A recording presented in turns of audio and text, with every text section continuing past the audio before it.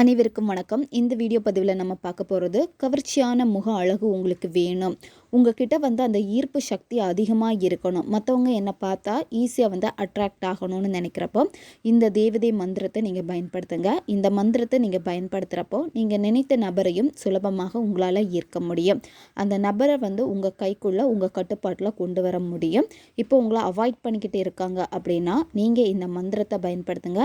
உங்ககிட்ட அந்த தேவதைக்கான அருள் உங்களுக்கு கிடைக்கும். அது மட்டும் இல்லாமல் முகவசியத்தால் மற்றவங்களையும் ஈர்க்கக்கூடிய சக்தியும் உங்களுக்கு இதனால் கிடைக்கும். நீங்கள் என்ன விஷயம் நினைக்கிறீங்களோ அந்த விஷயத்த உங்களுக்கு நல்லபடியாக நடத்தி தருவாங்க இந்த அப்சரா ஊர்வசி தேவதை. தேவதைகளில் பார்த்திங்கன்னா பல வகையான தேவதைகள் இருக்குது. இந்த தேவதைகள் பார்த்திங்கன்னா உங்களுக்கு உதவி பண்ணுறதுக்காக ரெடியாக இருக்காங்க. நல்ல நோக்கத்துக்காக மட்டுமே நீங்கள் பயன்படுத்துங்க. தப்பான ஒரு காரியத்திற்காக பயன்படுத்தினீங்க அப்படின்னா அதுக்கான பக்க விளைவுகளையும் நீங்கள் சந்திக்க நேரிடும். இந்த தேவதையை நீங்கள் சித்தி பண்ணிட்டீங்க அப்படின்னா உங்களுக்கு என்ன வேணுமோ அந்த விஷயத்தை உங்களுக்கு நடத்தி தருவாங்க. இன்னைக்கு இந்த முக அழகை அதிகப்படுத்தி கவர்ச்சியான உடல் அமைப்பு, மற்றவங்களை ஈஸியாக அட்ராக்ட் பண்ணுறது எப்படி, அந்த மந்திரத்தை தான் இன்றைக்கி நம்ம பார்க்க போகிறோம். இந்த மந்திரத்தை நீங்கள் தொடங்க வேண்டிய நாள் பார்த்திங்கன்னா பௌர்ணமி, அப்படி இல்லைன்னா ஃபெஸ்டிவல் டே அன்றைக்கி நீங்கள் ஸ்டார்ட் பண்ணுங்கள். இப்போ நவராத்திரி ஃபெஸ்டிவல் டைம் தான், இந்த நாள்லேயே நீங்கள் தொடங்கலாம். இதை நீங்கள் கண்டினியூவாக 21 நாட்கள் இந்த மந்திரம் நீங்கள் சொல்லணும். எந்த நேரத்தில் இந்த மந்திரம் சொல்லணும் அப்படின்னா நீங்கள் குளிச்சுட்டு சுத்தபத்தமாக இருக்கணும். பெண்கள் தீட்டு சமயத்தில் இது செய்யவே கூடாது. நைட்டு 10 மணிக்கு மேலே இந்த மந்திர ஜபம் நீங்கள் செய்யணும். மந்திரம் கரெக்டாக நீங்கள் உச்சரிக்கணும். நல்ல நோக்கத்துக்காக நீங்கள் பயன்படுத்தணும். உங்களுடைய நல்ல நோக்கத்துக்காக நீங்கள் ஒரு செயலை செய்கிறீங்க அப்படின்னா அந்த விஷயம் உங்களுக்கு நிச்சயமாக நடக்கும். இந்த அப்சரா ஊர்வசி மந்திரத்தை நீங்கள் சொல்கிறப்போ உங்கள் உடல் அமைப்பில் பார்த்திங்கன்னா நல்ல ஒரு மெருகேற்றம் உங்களுக்கு தெரிய ஆரம்பிக்கும். அது மட்டும் இல்லாமல் உங்களுடைய முகம் பார்த்திங்கன்னா ரொம்ப அட்ராக்ஷனாக இருக்கும்.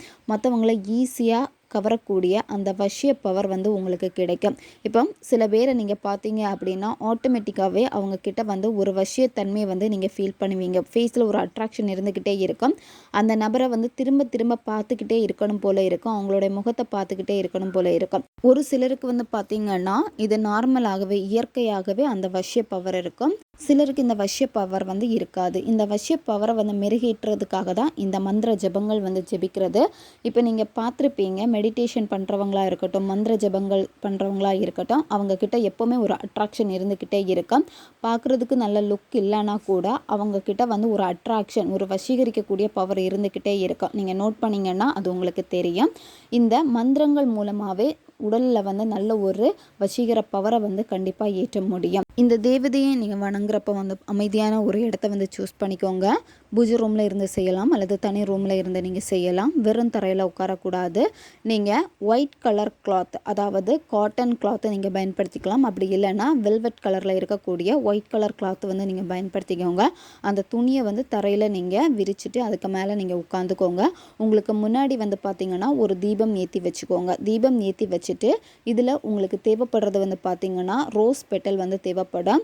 நீங்கள் ரெட் கலர் அல்லது பிங்க் கலர், இந்த கலரில் இருக்கக்கூடிய ரோஸ் பெட்டல் தான் நீங்கள் இங்கே பயன்படுத்தணும். அந்த ரோஸ் பெட்டலை நீங்கள் என்ன பண்ணணும் அப்படின்னா அந்த விளக்கை சுற்றி ரவுண்டாக நீங்கள் போட்டுக்கோங்க ரோஸ் பெட்டலை. அதுக்கப்புறமா ஒரு டம்ளரில் தண்ணி எடுத்து வச்சுக்கோங்க. அந்த தண்ணியிலையும் நீங்கள் ரோஸ் பெட்டல் போட்டு வச்சுக்கோங்க. ஒரு கிண்ணத்தில் நீங்கள் பச்சரிசி, அதுக்கப்புறமா அதுக்கு கூட மஞ்சள் போட்டு நல்லா மிக்ஸ் பண்ணிக்கோங்க.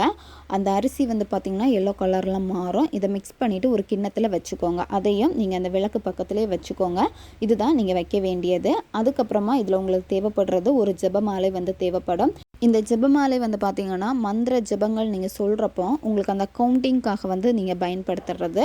ஃபஸ்ட்டு நீங்கள் என்ன பண்ணணும் அப்படின்னா இது எல்லாமே நீங்கள் வச்சுட்டு அமைதியாக உட்காந்துட்டு முதல்ல உங்களுடைய மூச்சை கவனிக்கணும். மெதுவாக மூச்சை ஆழமாக உள்ளே இழுத்துட்டு வாய் வெளியே மூச்சு வெளியே விடுங்க. 10 to 15 வாட்டி மெதுவாக நீங்கள் இதை செய்யுங்க. அதுக்கப்புறமா என்ன பண்ணணும் அப்படின்னா கணபதியை வேண்டிக்கோங்க. கணபதி மந்திரத்தை நீங்கள் சொல்லுங்கள்.